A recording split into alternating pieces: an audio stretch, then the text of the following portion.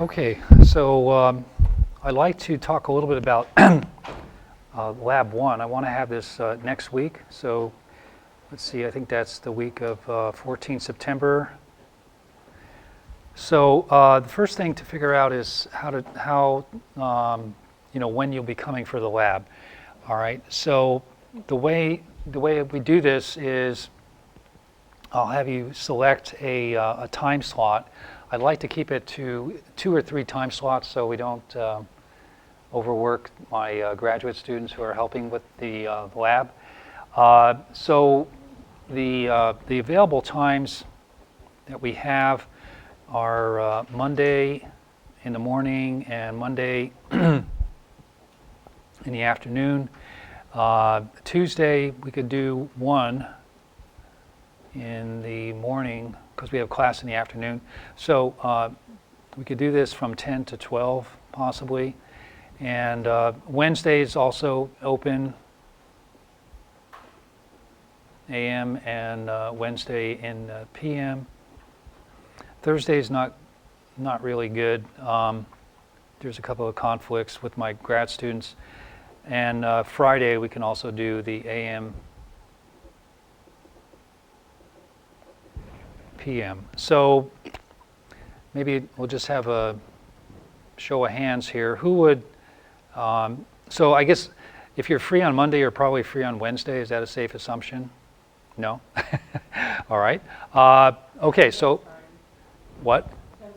Oh, okay. So let's say, I don't know, what would be the best time? We could either do like 10 to 12 or 9 to 11. How's that?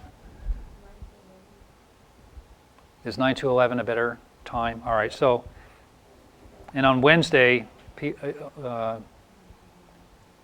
those decent times as well? I'm going to be really thankful because the only time that we've got is Monday in the PM. Okay, Monday in the PM, we could start it at 1. We could, or we could start it at 2. All right. So like 2 to 4. We could even start it at 3 to 5, something like that. I'm just trying to find a slot here which might work. So who would want to be in the Monday group, say 9 to 11? 1, 2, 3, 4. Okay. So we have 4 people there possibly. And how about Monday in the PM? 1, 2, 3, 4, 5. Okay. So we have about 5 there. And the rest of the people, would they prefer, I don't want to have more than 3 groups. So would Tuesday be a better time? So we have a Monday, Wednesday, Friday sort of thing and a Tuesday. Okay, of the rest of who's left? Who's not? There's somebody who's not here, but I could probably do Monday PM. All right, so that's good. Yeah, if you could do one of these, that's good. I was thinking maybe this would be another alternative time because it would be, a different schedule on Tuesday, Thursday from Monday, Wednesday, Friday. But we could do Wednesday or Friday if you prefer. So of those that are left, who's left now? So we have 1. And then I think a couple of people are not here, right? Do you know if that's like it'll stop at 2 hours, or could it go beyond that? It'll usually end. Usually about 2 hours is all the time that's necessary. It can go on a little longer. If there's some critical information that you need, you can get it later or whatever. I'll go over Lab 1 here to show you what the lab's like. They're not too difficult, I think. They're mainly more of a demonstration than a real get your hands in there and work until you make this thing work kind of thing. We'll do some of the work, but let you do some so you have kind of an idea what's needed. So the times are somewhat flexible as well. And okay, so I think most people have committed to these 2 times. I think we have so we have 10 here, and I think we have about, I think we have 3 distant learning students who probably will not be able to take it. So I think that pretty much covers most of the people. We could do one more lab session. So why not on Thursday, if you know someone who's in the class, who's not here, maybe you can ask them to come to class, might be nice, and kind of commit to a lab slot. So I'll leave it to you to to remember which group that you were in, and I'll make another announcement on Thursday. So next Tuesday we will have the first lab. So that's the 15th. Oh, I'm sorry. Next Monday will be the first lab, which is the 14th. So Monday, 14th September, the first lab. Okay, and if you go on a D2L in the lab section, click on that, and then you'll pull up the lab experiment handout. And so there's a couple of things with the lab. I'll go over some of the main factors here. So the basic idea here is we'll just be making a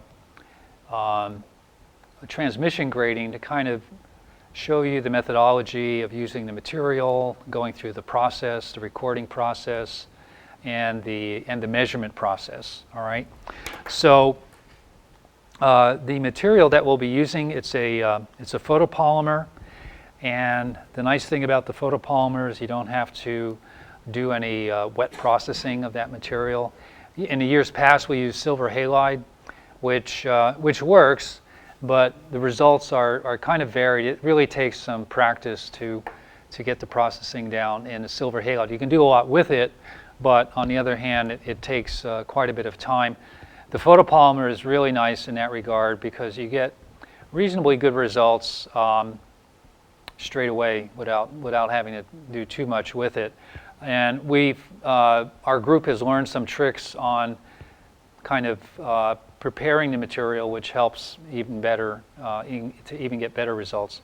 So this material that we have is from Bayer Corporation. It's called this Bayafol 102HX photopolymer, and it is a what's called a panchromatic, or it's sensitive to all wavelengths.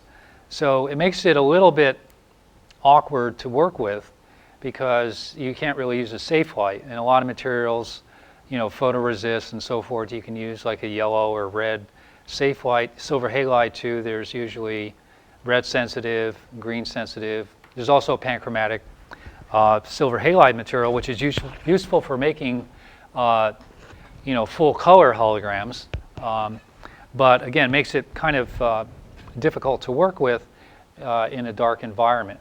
Now, so fortunately, this Bayer material is less sensitive than, say, silver halide. Silver halide, actually, the sensitivity is more on the order of microjoules rather than millijoules, and so you have to really be careful about exposing it to any residual light. But when you work with this, the lab that you'll be in, actually, there's a little bit of light leakage around the the overhead tiles and so forth, which isn't really going to cause a problem unless you expose the material for really long periods of time in that light. But even if you're there for, usually you have the material slides prepared, which we'll do the preparation part of that, and then you take them out of a light tight box, you expose them, and then you fix them. So the little bit of background light that you have after you're in a room for about 10 minutes, you're going to be able to maneuver in there and do pretty much everything you normally do without too much trouble. Okay, so this material is, I said, that we'll do some preparation. So this material is actually it's a photopolymer that's deposited on a polycarbonate type substrate. So it's a flexible substrate. And so what you actually do in preparing this film, so you have like a sheet of the film. I think I brought a little bit of sample of this in before, but there's a cover sheet on both sides actually. And so if you look at the structure of it, you have the actual photopolymer, and then there's this much thicker. This is only about 16 microns thick. The polycarbonate backing is about 175 microns thick. All right, but it's again, it's flexible. But you can. The nice thing about it is you can shape it on different curves and stuff like this. But for our purposes, we'll just be laminating this on glass. And so there's a little thin sheet over here. One is actually has a bluish tinge to it, and the other is kind of hazy. So what you need to do to prepare this is you tear off this little film piece, and then there's the polymer that's exposed, and it's a little bit tacky. All right, and so what you do then is you take a piece of glass, which we cut to the size that fits into our plate holders, and then you take this sticky side or the polymer side, and we have these rollers, and you actually just roll it down onto a piece of glass.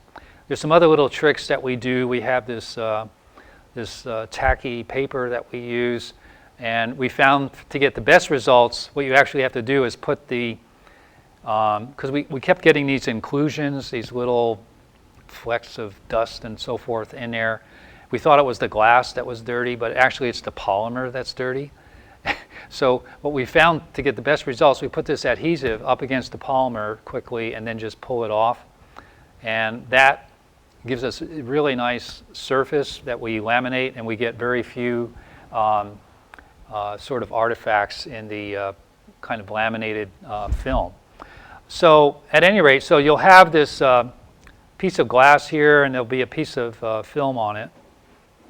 Oh yeah, and then there's another little piece of film that you have to take off this other side too. Of course, you have to do this all in the dark. Okay, so we have this little procedure worked out, which again would be a little time consuming to have you do. Maybe if there is time, if you're really interested, a couple of my grad students, or if you come early, you can talk to Silvana and Yuchin and Thiago, and they will maybe have you laminate a couple if you like, just to get an idea for what's going on or how to do it.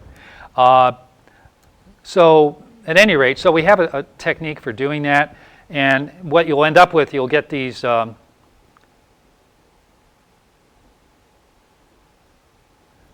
glass slides, or not slides, but glass pieces that have the polymer laminated on top of them, and then we'll put them into an interferometer to do the transmission hologram exposure. So let me first let me talk a little more about the film. So again, it's panchromatic, and so there's different exposure levels for different wavelengths, because in this polymer there's a dye, and so the dye kind of has there's a range sort of sensitivity for it, and so there's blue and green and red. The red tends to be the most sensitive. So for a Heine exposure, it's only about say this is the sensitivity. It's only about 18 millijoules per centimeter squared energy. So of course this is an energy density, right? This is kind of what I was talking about last time. I'll go finish that up as soon as I'm done with the lab stuff here. So this is an energy density. And this is at the 632.8 nanometers. If we go to the green, say a doubled YAG laser at 532, not really writing too well today. At 532 nanometers, this goes up to about 25 millijoules per centimeter squared. So you see we have a little less sensitivity here. And then if we go to blue, it's a little bit higher than that as well, about 30. And this is at 473 nanometers. So this might be the blue and the green wavelength. So again, you have to expose it slightly differently for each wavelength.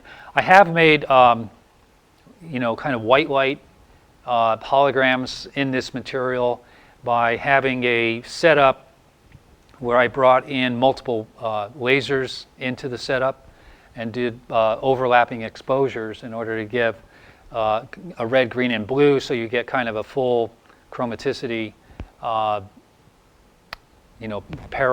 parabola, or not parabola. I guess it's a half arc kind of thing, which you need a red, green, and blue in order to get white fully. So this material can do that for you. Okay, and the material again, it's about 16 microns thick. Yeah. This is a slightly blue film when it hasn't been developed. Right. Okay. Yeah. So you would think maybe it's more absorbing in the blue, but actually it turns out to be a little bit different. Now, I have to warn you too that I did a few experiments with the material I got is about a year old, and so I did some experiments with it about a month ago, and I actually found that the sensitivity is much higher than these values. So I'll give that information to Yuchen and Silvana, my students who are helping me on this. I actually found that it exposed with about half of that exposure level. For some reason, it's increasing in sensitivity. You would think the opposite, that it might decrease, but maybe the dye is ripening or something. I don't know. But at any rate, we'll give you the exposure range. And one of the things that you always do with the material is you have some sort of idea what the optimum exposure density is, and then you do a series of exposures around that. And that's something that you'll be doing in this lab. You'll do a series of exposures, so you maybe make 3 or 4 exposures and see where that optimum might lie to try to identify where the best exposure is to make the most efficient holograms. So what you're seeking to do, of course, is when you're done with this, you're going to say illuminate it and get a diffracted beam here. And so you want to peak out the efficiency, which is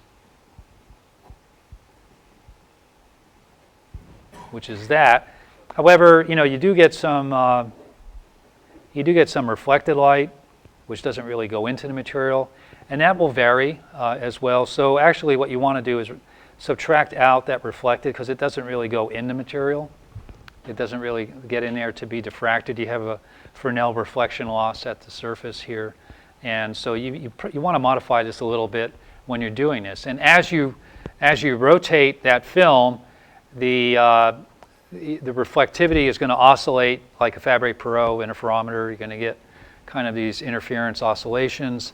So you have to kind of do it at each angle setting when you actually do the measurement of the diffraction efficiencies. Okay. And another important thing is that there is so not only is there an energy density, but you need to do this at a certain irradiance level. All right. That plot that I showed last time for like a silver halide film had kind of a kind of a tow region here and then increase. Well, the photopolymer has something quite similar. You'll not get any reaction at all here until it has a certain energy density. and then it'll saturate. So there is a linear region in there as well. And in order to get that to take place as well, the irradiance, or the power per area, this also has to be of a certain level. So at 633 or 632.8, need to have this irradiance being about 0.1 milliwatt or 100 microwatts per centimeter squared. Not too hard to do. And at in the blue and green regions, has to be even higher, about 5 times that. Because again, it's a nonlinear process. You actually have kind of a threshold energy and power density that you have to exceed in order for that film to respond. So this might be, say, the efficiency, and this would be, say, the exposure density that you have at different irradiance levels of illumination. All right. So so there's a number of things going on there, but again, so 100 microwatts or 100 or 500 microwatts per centimeter squared doesn't seem like much, and so you might have so we have like a 5 milliwatt Heine, sort of a standard run-of-the-mill Heine laser, and so naturally you exceed it for that. But the thing is, you're not just using the unexpanded beam. We're going to use a beam expander to give you some area of exposure, and so that energy density and power density is going to go down considerably. So you have to be a little careful about making sure all these things match up properly. Okay, so presumably then we'll expose it at the right power density, right energy density, and then afterwards what you do is the development is pretty straightforward here. So we'll do it's actually kind of a fixing of the polymer, and so just as kind of an illustration of what's going on here, I'll talk a little more about this later in the course when we discuss materials, but this photopolymer essentially has a lot of monomer, which is photosensitized in this 16 micron thickness. All right. So we take this monomer and then you expose it. So we have our 2 beams like this, and so you're going to get these areas of high intensity here. And so when you expose it, you then kind of polymerize this monomer. I'll do that as these lines, which longer molecular chains that are forming here. But then you still have monomer left in here. Okay, and so then what happens is this excess monomer that you have after the exposure, although it doesn't really state it, there is a diffusion which then occurs. I mean, you can probably optimize a diffusion time after the exposure. So this is the exposure here. And so what happens is the excess monomer, which is unexposed, will start to diffuse into these polymerized regions because there's a delta, I don't know, delta S or delta M, I guess we'll call it delta M. So there's a concentration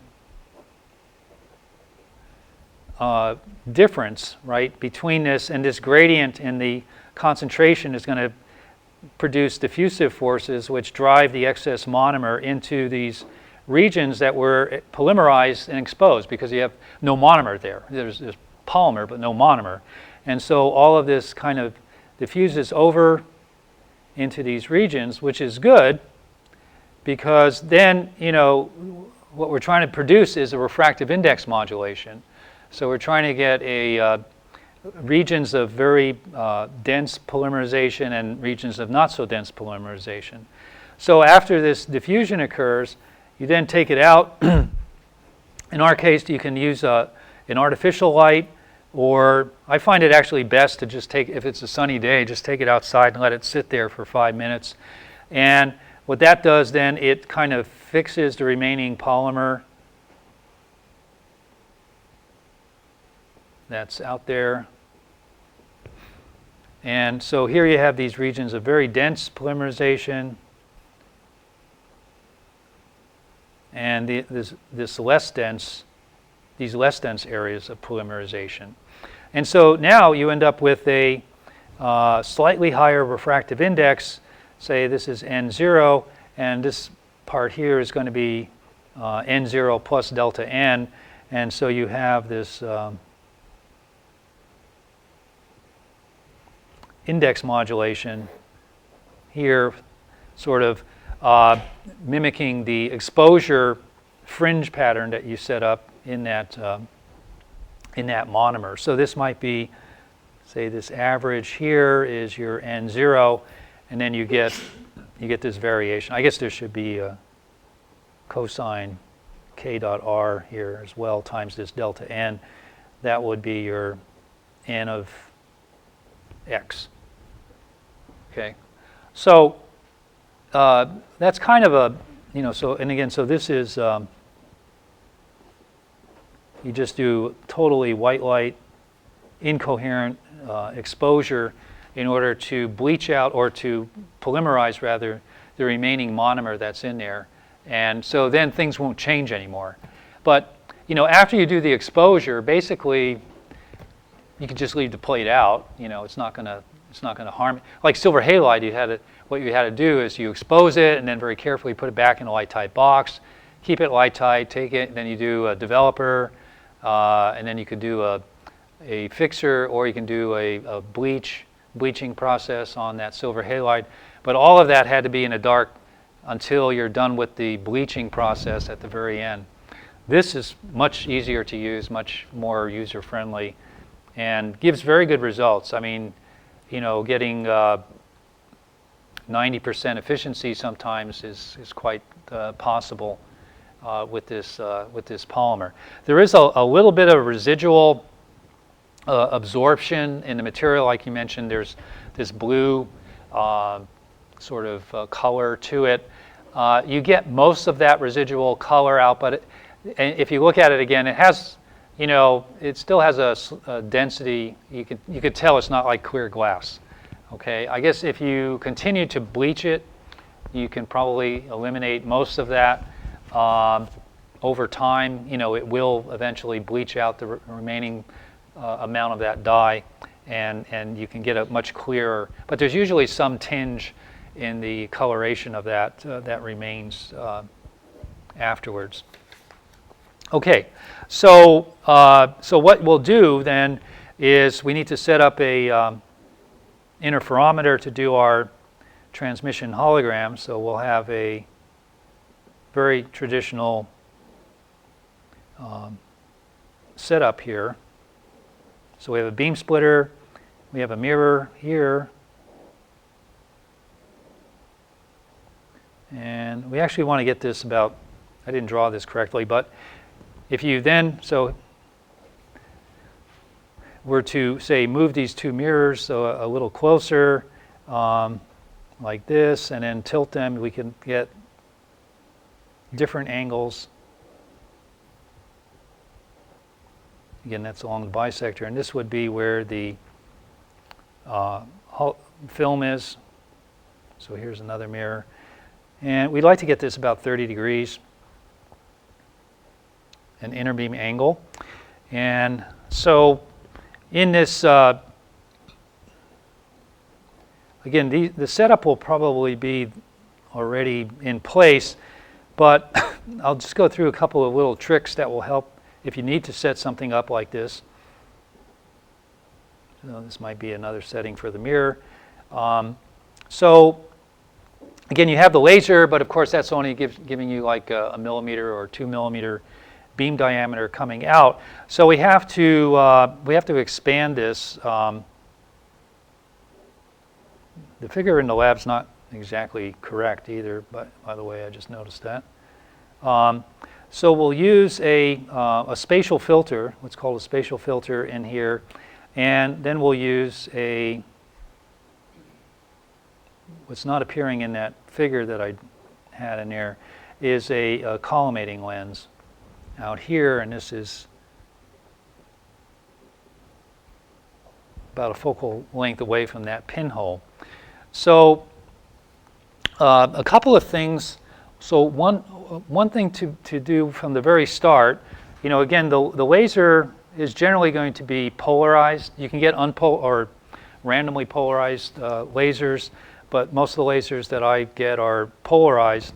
But you have to check the polarization, and so you want that polarization of the field to be perpendicular to the plane of the table. All right. Do you know why that is? Yeah, understand why that is?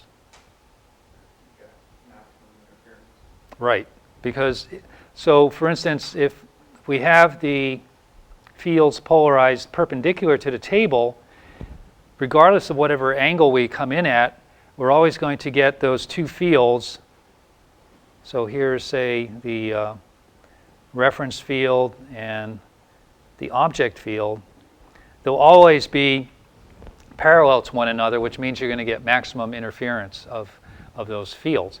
If you had the polarization this way, and sometimes you actually can't avoid it, you need to have that, or if you had, say, an object which depolarizes or randomly polarizes the field that illuminates it, then you might have fields that are like this, and then the amount of overlap is going to vary as the cosine of that angle, and so you're going to get the fringe in variation that you have, the contrast of those fringes. So let's say if we have it perpendicular, we may have nice fringe contrast like that, but if you need to have those polarizations in the plane, that's going to reduce it.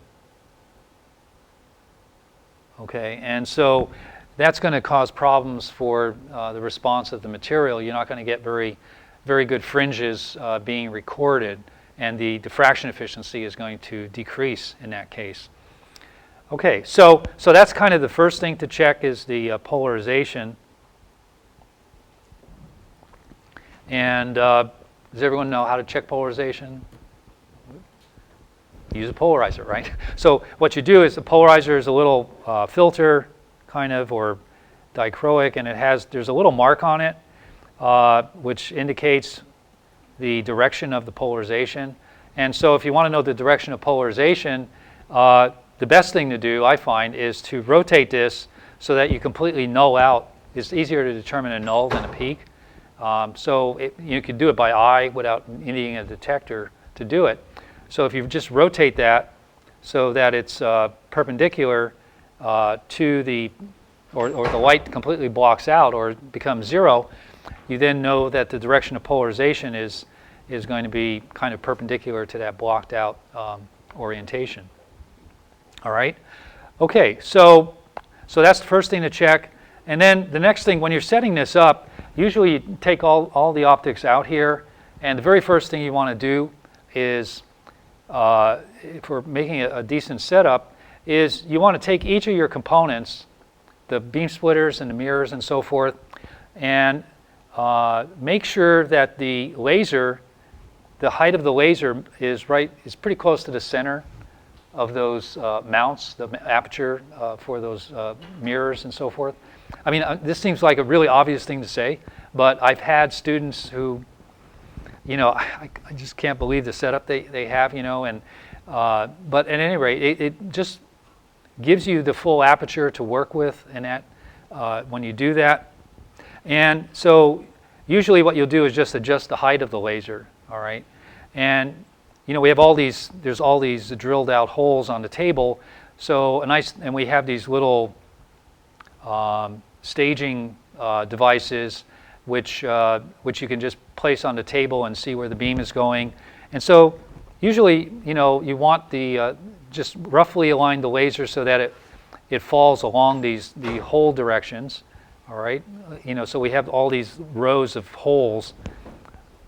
Those of you who don't know what I'm talking about, in the table, there's, they tap 1/4-20 holes here, so you can screw things into it. Make your erector set kind of structure in the table. So this is a good reference point. And so we have these little kind of aligning fixtures. So basically they're pieces of aluminum bent, and so you can stick them there and see where the beam hits it and get a sense of the alignment. So it's very good. It's good practice to align the laser to lie along one of these rows of holes, so you have things kind of aligned with the table orientation, roughly. Okay. So you do that, and then the other thing that you want to do is make sure that the laser is not pointing up or pointing down. Okay, because if it is, then it's going to tilt off and keep rising on this as it progresses through the system.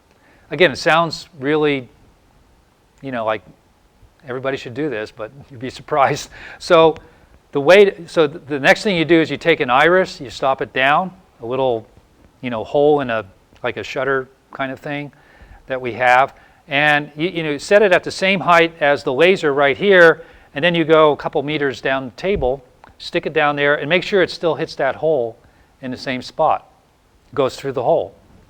If it does, it's in good alignment. If it's not, there's adjustments on the laser to crank it up or down to change the tilt of it to adjust it. So again, that's just good lab practice for optics, setting up optics. And then the next step is to make sure that all of these devices, all of the mirrors and beam splitter that you have are also untilted. All right. So the way to check that is take each of these parts, stick it in that nicely referenced laser beam that you have, and retroreflect the beams back to the laser. And if you get them coming back to the same, the point, you don't want to. So if you send a laser beam back into a laser, that's really not a good thing to do. I mean, it's not really going to damage the laser, but unless it's like maybe a really high power laser. But what happens if you send the laser beam back into a laser is that it kind of creates an instability, because the laser is trying to go through stimulated emission, and so you're sending in light that's out of phase with the light that's in phase in the stimulated emission process. And what you'll see is the laser might start to become, start to oscillate in power and so forth. And that's because you're creating this feedback, which is at a different phase relative to the phase that's going through in the stimulated emission process. So again, you can learn a lot of little cool things, just doing a simple setup like this. You're only getting back reflections, so it's like 4%. Well, And like maybe even less than that actually, if you're propagating through a system and you're just looking at all the back reflections to go back into the laser. yeah, but the thing is, I mean, if you normally don't want to send any back even 4%, right? Because the stimulated emission is being stimulated by spontaneous emission, which is not a very strong signal. So 4% is actually a pretty significant power level to be sending back into a laser. It could cause, I've seen it, like in the argon laser we have, causing these instabilities. So it is very possible to do that and create these instabilities. And actually, in many systems, that's a real no-no to send light back into the laser. And so a lot of components have a little wedge on them, or there's a little wedge just prior to the laser, just to kind of kick off whatever light's reflected back through the system off at an angle so it doesn't go back into the system. So it is something, to keep in mind when you're setting up systems for various reasons. Okay. Okay, so you then want to adjust the tilt, the vertical tilt of these components, and then you're ready to set it up. And then the easiest way to get this, so you bring these two beams together, and so they overlap at the same spot here, and then you set your piece of film here, and this is going to be on a rotational stage, and so you can not use the film, but use a piece of glass kind of rotate the beam back on itself, and then look at the graduated marking on it, record that, and then rotate it to the other beam, block this beam, rotate it back here, retroreflect that, and then that'll give you the angular distance. And then to adjust that, let's say if you really needed, 42 degrees, we have holograms that we are making, and we need a very specific angle. So how do you get that? Well, you have to play around with adjusting the location of these mirrors in order to get the right interbeam angle set up. So there is some, finesse that you have to play with in order to get an exact setup. Here, I'm just saying roughly 30 degrees, just to give you a period. I don't even know what the period is. I guess at 632, I don't know. It's going to be probably around a micron. I guess, you can calculate what it is. I should have you do that. I do have you do that. Okay, so you will do that. So I won't tell you what it is. I'll let you do that. That's the first question at the bottom there. Okay. So what I haven't told you about is setting up this optics here. So usually, the next thing that you want to do is you'll align the objective. There's a microscope objective in the spatial filter. So what does the spatial filter do? Well, if you look at the light coming out of the laser, the spatial frequency. Oh, yeah. Thank you. If you look at the light coming out of the laser, there'll be this Gaussian beam, and there could be a lot of, scattering, or not a lot, but maybe there'll be some scattering. The beam is not very clean in a sense. What you want is a nice, smooth Gaussian beam coming out of that spatial filter. So what the spatial filter does is you focus the light down to create this airy pattern like we saw last time when we were talking about that spectrometer and the lens. And then you put basically a mask here, which is a pinhole. And so what that does, it blocks out all that other light that you have, all this high frequency stuff. You want it's a low frequency filter, the pinhole. It's on axis, so all the spatial frequencies are very small, and so you just get this very low frequency bandpass filter. So you align the microscope objective, make sure that the beam propagates, make sure that it doesn't move around too much. You can put, again, a screen out there because it's going to expand when it goes past there. So what you can do is just make sure that it appears to go down the axis, and then you take it out. You take the microscope objective out, and then you put the collimation lens in, and make sure that the beam goes right through the center of that. Okay, the unexpanded beam. Okay, and then you put them both back together. Okay, you put the microscope objective in, and then you adjust this collimating lens. So it's about a focal length away from this pinhole. So here's the pinhole here. Again, to start out with, it doesn't have to be exactly a focal length because we'll make some readjustments. There's a micrometer stage, so you can do some fine adjustment. And then the next thing is the pinhole. And if you've never done a pinhole alignment, it's first time it's a little awkward, but you get the hang of it. So what you want to do is kind of back all these are on micrometer stages. So you want to back it so you kind of overfill the pinhole so you can see some light coming through it. And then what you do is you eventually, say, move this objective back so that you get just the focus coming through, and the power will go way up. All right. So now you're almost done. Now you just adjust this focal length here, and then you have your system set up. So although this seems like a very simple system, there's a lot, of steps there to make it work really well. And in that way, if you needed, for instance, to change things and so forth, then it's not so arduous. Things will happen that you understand why they're happening. Otherwise, beams will be going all over the place, and it never quite will look the way you want it. And then the other one other thing is you'll put an iris in there and stop that down to about a centimeter, 1 to maybe 1.5 centimeters in diameter. And so that'll give you, a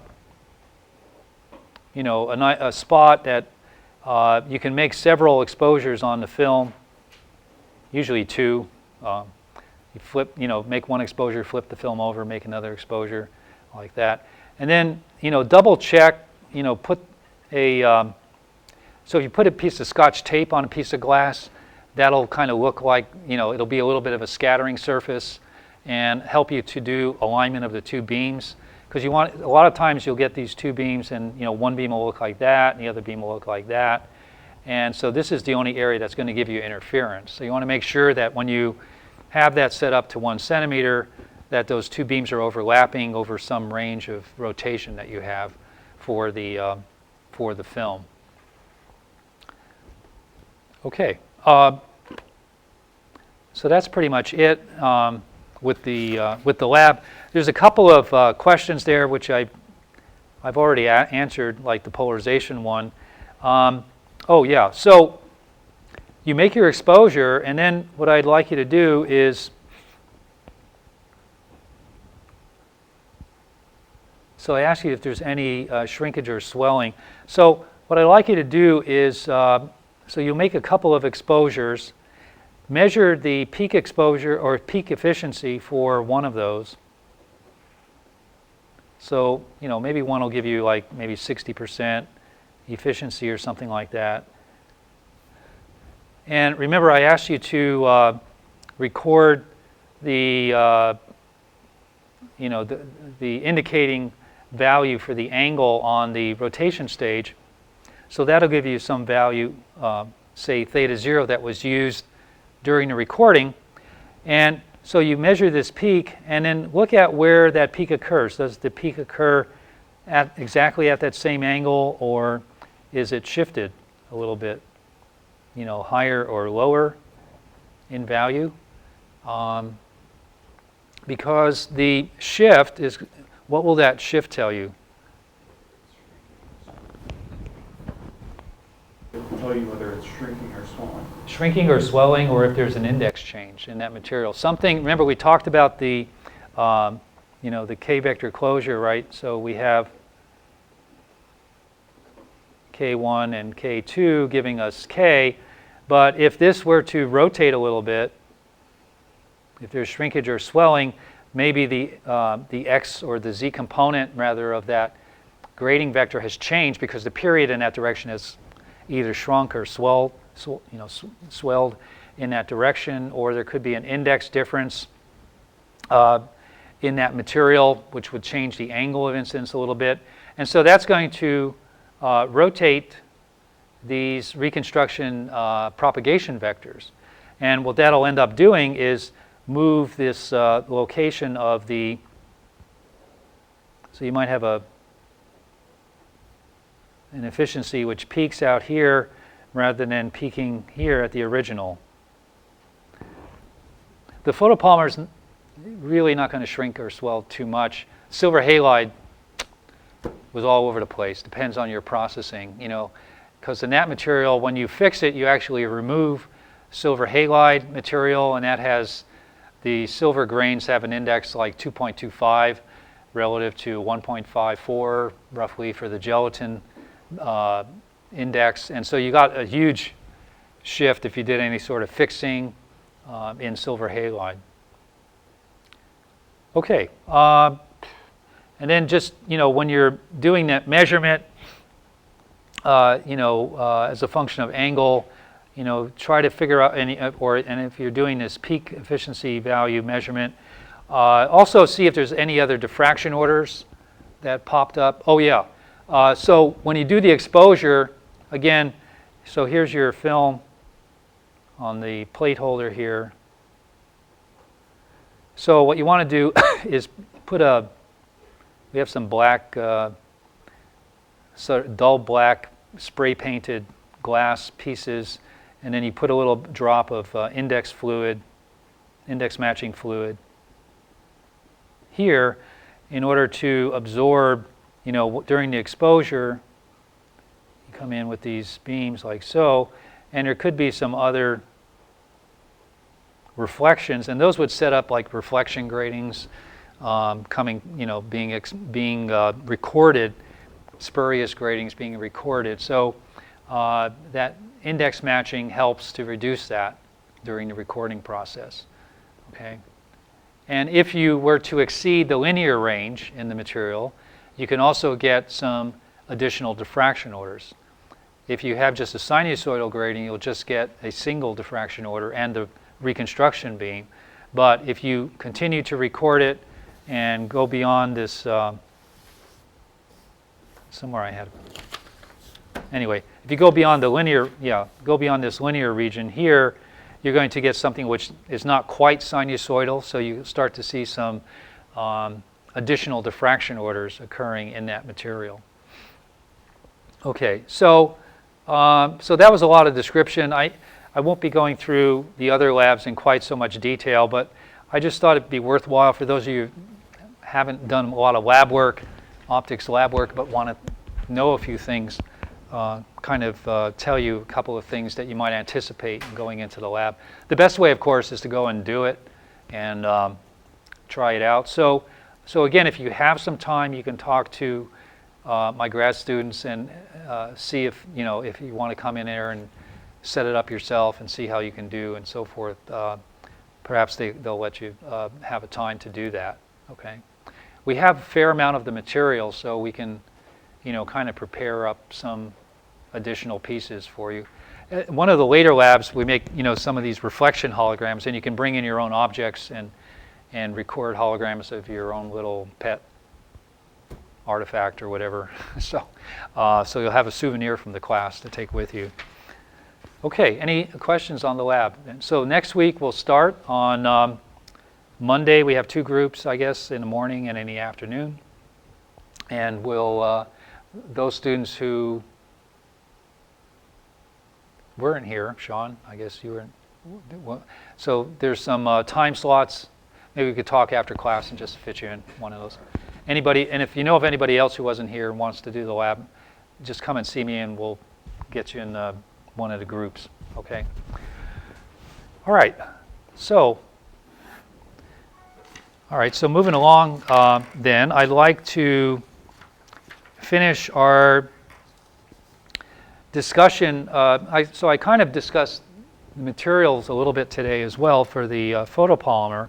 Last time we were talking about the basic material where you have a host substrate, and then that's kind of doped with some photosensitive material. Could be the photopolymer, or it could be, say, silver halide, or it could be lithium niobate with some iron-doped lithium niobate, giving the higher sensitivity regions in that. And so what we were looking at, again, was this response curve, this Herter-Drefeld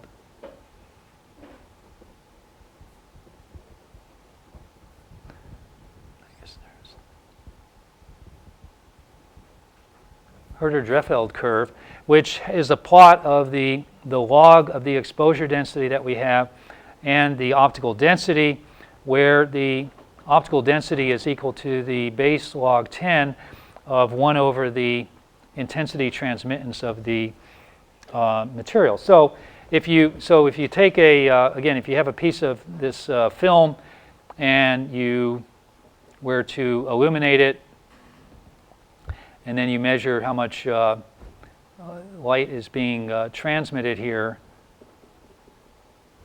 So the intensity transmittance is the intensity transmitted over the intensity incident on that material. So if you had a transmittance of 1%, that would correspond to a density of 2, because you've cut out, a large portion of the incident light. All right. Okay, so if we look at this Herter-Drefeld curve for silver halide, it will look traditionally something like that, where we have this tow region, the saturation region, And then there's this linear region here, all right? So the linear region has a slope that we were calling gamma. If this is, say, 1 unit of log exposure over, we have a slope value of gamma. And the exposure that we're talking about here, exposure density, is equal to, say, the average power density that we have times the time. So by the way, yeah, so in our experiment, that 18 millijoules is equal to an exposure density, millijoules per centimeter squared. So you'll measure the power density, the irradiance, and then you'll figure out what times you need to set a shutter at. You put the shutter just after or just before, say, that spatial filter, and we have timers for the shutter and so forth, and so you can set that and get the exposure level that you need. Okay, so if we look at this this density curve in the linear region, we can say that this density, again, which is equal to the log of 1 over t base 10, this is equal to just a linear equation, right? Log gamma, which is the slope, times the log of the exposure, again, that's base 10 here, minus, we could say this is log k, where k is some constant, which corresponds to this intercept, okay? So this is log k for that intercept. And then we end up with, again, so this is just manipulating this a little bit. We end up with this as being equal to log of the exposure density over k raised to the gamma, all right? And so we end up with the intensity transmittance, T, is equal to k to the gamma exposure to the minus gamma, all right? And of course, so this exposure is proportional to the power intensity, so this is proportional to I to the minus gamma as well, all right? And that's all intensity or power or intensity that we're talking about in that case, all right? So our intensity transmittance then is proportional to this. I don't know. That's not alpha. Why? You guys are not paying attention.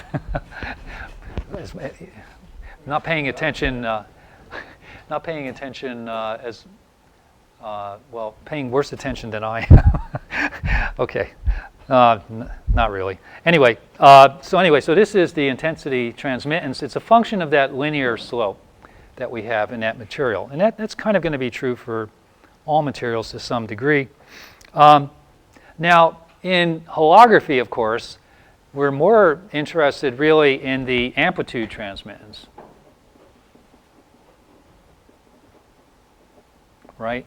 So this T that we have, really what we want really is the amplitude transmittance, which is the square root of that T. And so this T then is proportional to the exposure that we have to the minus gamma over 2, okay, for the amplitude transmittance. Now, what does this mean if we were doing a recording? So what this means is that if we're doing this recording, we might have some average amplitude transmittance, and then in the regions that were highly exposed, the transmittance is actually going to go down, right? I'll just kind of do a digital thing here, just because the more intensity that we have, this is a negative value, so we're actually making a so here we have less light, is what I'm trying to say. More absorption occurring. So we're actually making a negative if we only do one exposure. So this is not too much of a problem in most cases, but it could cause some issues in holography if we're not careful. And in particular, if we were to make a hologram like Gabor did, all right, so if we have some type of object transmittance function, and we're going to do a Gabor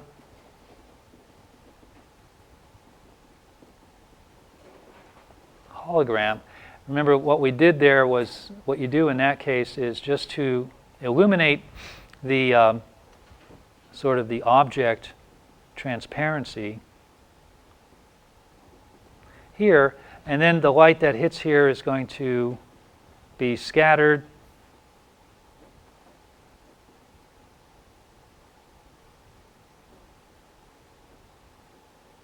like so, and then some of that remaining light's going to go, as well as the light that's propagating or being scattered from these sites here. This is your film out there. And so we're going to have, again, we have overlap of all these different fields occurring. So in the Gabor hologram, you actually have to pay attention to whether you're making a negative or a positive, and also to this gamma function that you have. So we could easily make a positive, well, not necessarily that easily, but still fairly easily, by making two exposures, right? So if we take the negative that we have and put that right next to another piece of film. So here's the first piece of film that we expose, and then we have the second piece of film.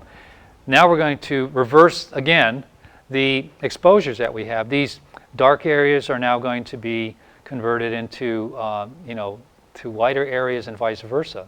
All right. So we can make a positive by putting this second piece of film next to it. However, let's look at what happens in the transmittance. So the positive, which is the one that we're going to end up with, this again is equal to this the intensity transmittance function to the 1/2, and this is again proportional to the negative transmittance function to the minus gamma p over 2, as according to this, right? Because the intensity is going to be basically I, or that could be like 1 times this transmittance function for the negative, which is going to create the intensity variations for the positive, all right? And so this then is further proportional to I sub n to the minus gamma n, and all this is minus gamma p over 2, and so we end up with this transmittance function, amplitude transmittance function is equal to the original intensity to a combined gamma, cap, we'll call that cap gamma, where cap gamma is just equal to the product of the linearity of the two films that we are using.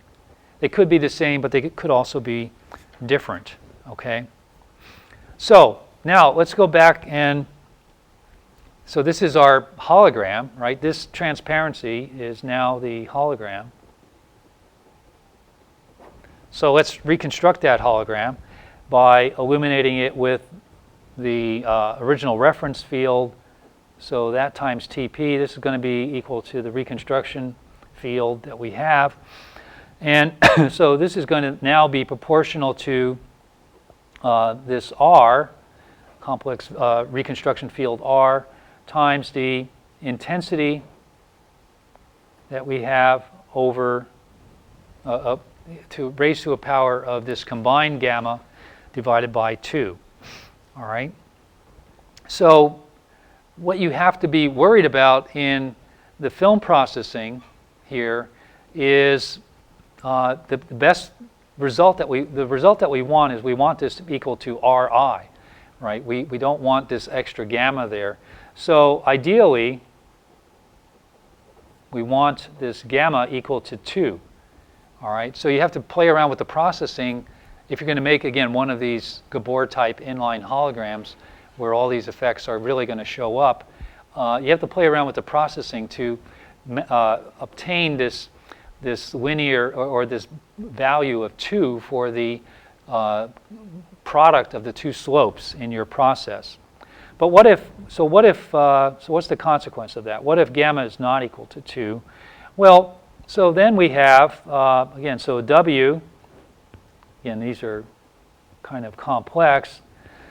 So W now is going to be proportional to R I to this gamma over 2. And so this is equal to R times, we have R0 squared plus, let's say if the object field is A0 amplitude, A0 squared plus RA star plus R star A. But now we have, this is all the intensity, right? This is the coherent intensity, and that's all raised to the gamma over 2, all right? And so if we play around with this, we end up with this T sub P now is going to be equal to R0 to the gamma. We can factor out the gamma out of that. And we actually end up with something that looks like that factor times R plus gamma over 2 times A, and then we have plus, say, a complex conjugate. So there's other terms, but the problem that we have now is that we're getting a sort of a magnitude or a contrast of this object field, which is very dependent on that value of gamma. And so what you might end up with is something where you have a reduction in contrast for that reconstructed object wave. Okay, so this could affect the contrast of the object field. All right, so we have to be a little concerned with that. Now, so we're talking about the Gabor hologram, and so everything is in line. So a way to get around this is, and one thing that Leith and Upatniks did was to do an off-axis hologram, because that will then separate the reference beam from the object beam directions, and so you can actually see the two results, the two fields separately. So that helped to solve the problem. However, during the last, say, 20 years, there's been a lot of work on digital holography, and most digital hologram geometries are actually inline. And so, so we still don't quite get around some of these problems. We still have to worry a little bit about some of the linearity in a response. So for a digital hologram, of course, you're recording on a camera, so you have to be a little careful, make sure you're in the linear range of that camera response and so forth in order not to run into issues with contrast reversal and some other problems like that. Okay, well, so that kind of concludes the introduction for the class. Again, the introduction was kind of a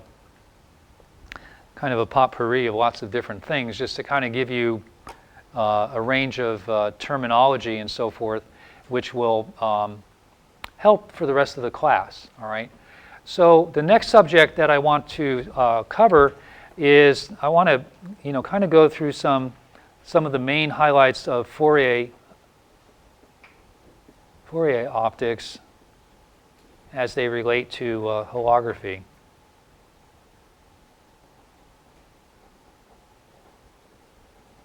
And this is going to be important for a number of reasons. So one is, various geometries that are used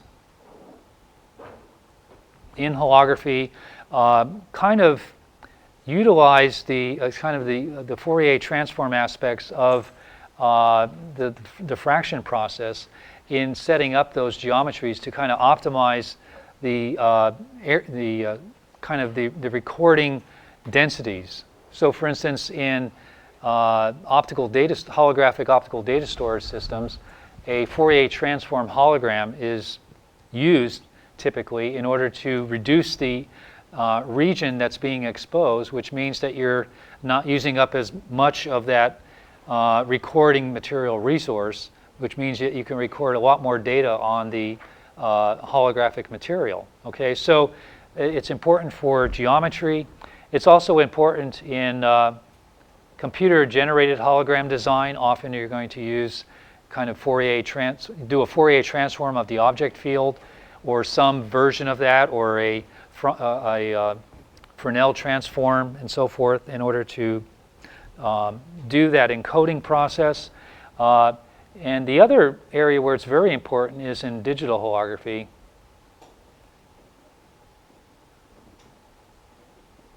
Here you really use the kind of the Fourier planes of the optical system, and have to have an algorithm to reconstruct the hologram computationally. And so again, the Fourier transform properties of the optical system are very important in digital holography. Okay. All right. So so those are some of the aspects, or some of the reasons why we're going to look at Fourier optics.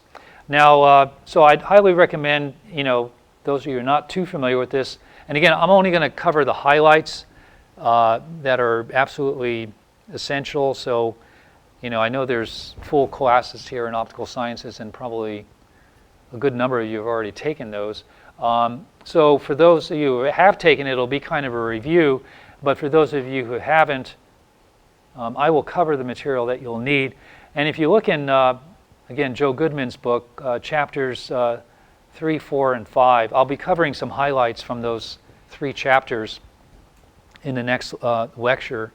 I put some notes up. They're handwritten right now. I'm rapidly trying to word process some of that. I will post what I do have word processed, but I wasn't able to fully do that. But again, I'll go over that, and I'll go over this in class. So what we're going to do is the Fresnel-Huygens relation, and then we'll look at both the Fresnel or near field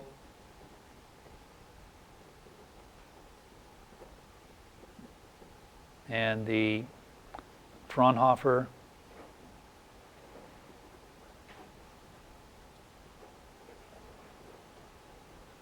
far field. We'll look at the properties of a lens, and then we'll look at some specific diffraction patterns, and ultimately we'll talk about we'll use the Fourier analysis to calculate our first calculation of diffraction efficiency for a thin hologram.